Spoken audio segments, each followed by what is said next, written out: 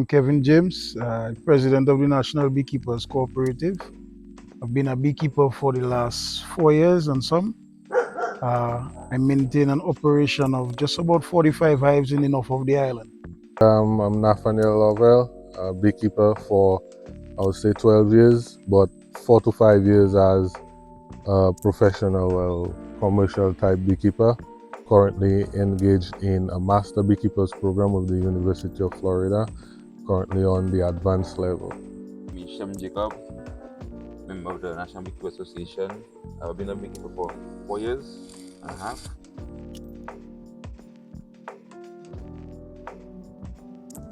I started in August of 2020 with Dr. Cyril Robinson. He was my mentor. It really and truly was something that just gained my interest over YouTube, and it turned out to be a worthwhile venture and turned into a business now. It had a program on the island and some people signed up, and a young lady that went to the program, she got materials, and she didn't want to further the thing, so we bought it off a friend of mine and myself, and we decided to start. But for the most part of it, I was afraid of bees. I was what you call a bee haver. And it's only 2019 when I left where I was working before, I decided to further beekeeping and take it as like a way of life, and it's just all the studies and things. So I would say officially I was a beekeeper from 2019, but I've been having bees for like 6 or 7 years before that. I should say that we can have beekeeping at the same time. We bought our nukes at the same time. Same day. Same day at Dr. Robinson's place. And what got me into beekeeping was that my time was very flexible, and I decided to go to beekeeping because of the fact that when I did my research, honey doesn't really spoil, which is a very good thing. And also bees also helps agriculture on a whole. So I said, okay, why not just venture out into this? And then one Saturday morning, I came to my hives at Dr. Robinson's, and then I went on from there.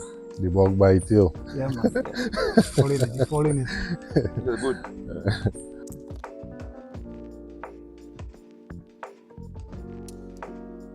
Probably one of the biggest challenges would be the lack of information locally. We have this notion here where beekeeping is some sort of secret, and it was difficult getting started with only really Robinson being there to assist us. Most of the information that we gathered, and I'm sure the gentleman here will say the same thing, is YouTube. Bob Beanie, Cameron Reynolds, Ian Steffler, Mike Barry. they were there 4 years ago and they're still there today. So the information sharing is one thing. Equipment has always been a challenge. The expense and the price has always been a challenge, but I think the most daunting one would be the lack of information, because without that we cannot plan properly, or we struggle to get off the ground in terms of our planning, and that affected our technique and all of these sort of things. So for me, it would be the information sharing.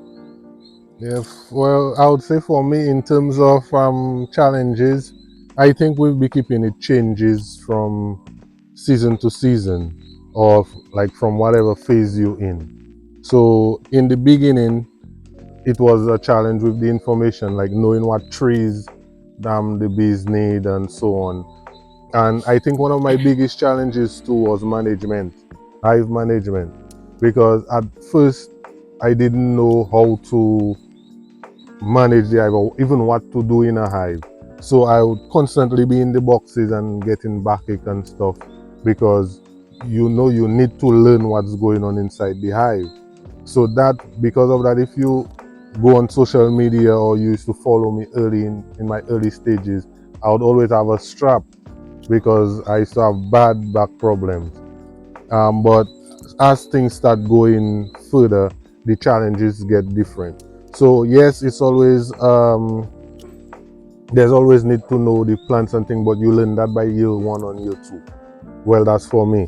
So I figured the plants pattern out to a certain extent where I can manage around it, and then I had to learn different management styles. So every year I apply a different style, and if it does better than the year before, then I take that one and I let go the other one, then I try another one, and so on and so forth. So for those two parts, where with the hive management and the knowledge of the flowers and thing, I kind of, is something that evolving, but it's not as a big of a challenge as it used to be back then.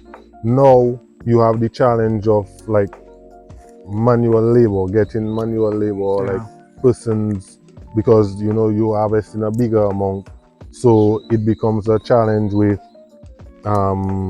like drying the honey, storing the honey, bottling, because you bottling more and so on. Yeah, you're gonna need more hands. Yeah, so it, and you also building a business too. So even the non-beekeeping related things with building a business, like your accounting, stuff like that. So those are the challenges, getting equipment, because now you're not I'm just ordering 100 frames, you order in 500, you order in, you know, bigger amounts, and the prices and the challenges. So the challenges, to me, it changes The as money becomes a challenge too. as the season, as the years go on and you move to a different phase in beekeeping. For me, the challenges changes as it goes along. So a lot of times that we don't know certain stuff, we will go on YouTube and look it up and see what are the best methods of managing your hives, getting the best results in terms of when the nectar flow is on, how we can increase production from your bees. So these are things that we all had difficulties with, and I guess with, like, amongst ourselves, we would share information to bridge that gap. One of our biggest challenges again was seeing a nectar coming in and not knowing what tree it came from. No idea. So you look for the tree that's flowing around the area, and then you look at the bees where they go in, their flight patterns, and you will be there like you understand, looking at the bees. Yeah, man, I spend a lot of time driving home with my head in the Oh, boy. trees. Spend a lot of time driving home with my head in the trees. Just knowing when a flow start, how to tell when a flow start. Yes. That was a big thing, you know, because again, starting off, you don't know when the flow start. Maybe an older beekeeper tell you, oh, it always have something. Yeah, man, I remember when I started, I had some hives in Picard, close to one of the older beekeepers, and I had the nook, the hives for about what, 7 months at the time, somewhere there, maybe 6. And I was like, but when the flow started in that area, and he told me like, oh, April, you'll see a little something start coming on, man, so you can start preparing. I start preparing in April. By the time I put a super on, the flow done. The flow done. Yeah. But like, for example, last year before, even the year before that, you know, like when the flow really comes like it's supposed to, you see that your top performing hives, some of them give you like 10 gallons in one on one flow. Yeah, thank you. Which means more like trial and error. So you try, sometimes you get the error, you fix it again, you try again until you get that perfection. The difficult thing about it is that when you try, you have to wait till next year to try again. So it's a matter of always being on the ball, trying to stay ahead of the game, and learning the tough lessons and learning them well. My wife always telling me that's why beekeepers live in long. Always because always next year. Yeah, always waiting for next year. You're always looking forward to next year. Next year, man, next year.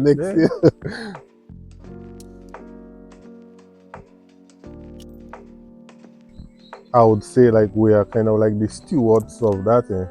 Yeah. Because beekeepers really, we are the people, we're so dependent on the flowers and the biodiversity of what's going on around us, of our environment, that we pay the most attention. Human race depends on Exactly, on the exactly. bees. I've driven from Portsmouth to Roseau all my life, Mhm. and it's only after 2020 I saw a purple flower on the west coast. And you look it for Right? So yeah.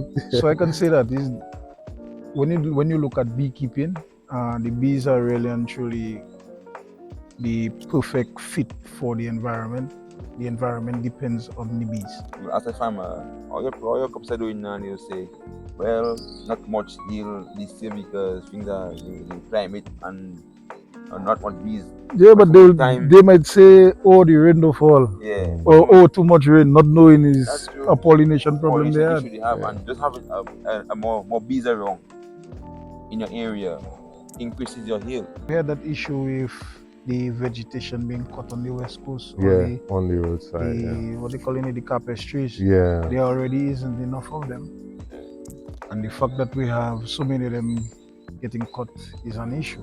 Yeah, and also if you look on the west coast, you will see that a lot of the mulch areas are taking over Oh boy, the tree the line, which is a big lemongrass, issue. eh? Yeah, Yeah, so yeah, that's yeah. another major issue we have on the west coast.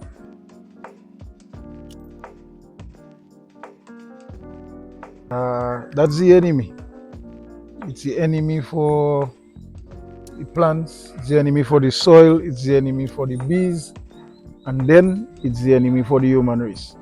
Because if you attack the bees like that, then you attack human life. What I think is that farmers need to be aware that they also need the bees for pollination and schedule their spraying of chemicals. Well, first off, don't use those kind of harsh chemicals that are not even good for people on a whole.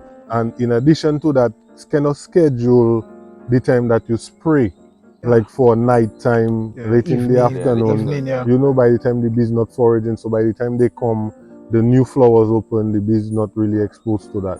So it's just a matter of we working together with farmers, because it's difficult for them to tell somebody not to spray.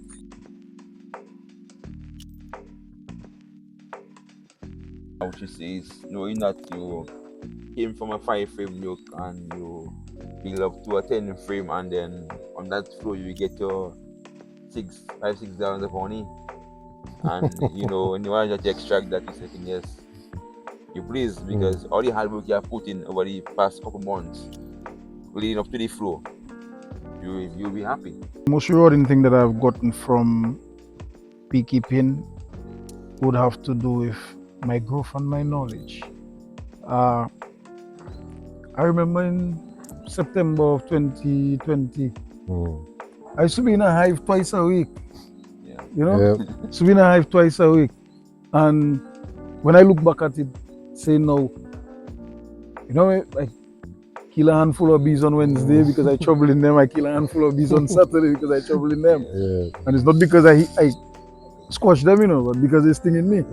You know, so to see that I started there, and 4 years later, I would really and truly look at a hive from the outside and be able to tell you, hey, this is what is going on. Yeah. For me, two things stand out.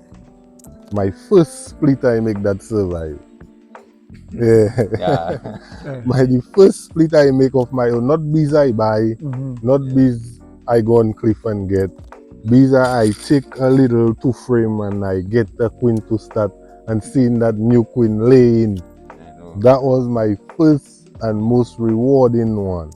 And the second most rewarding I can think of the top of my head, is the first time I take a bit of honey on my finger from that same liquor hive, and I know that is one I make, and and they produce it, you know. Yeah. So I think those small wins are the most rewarding.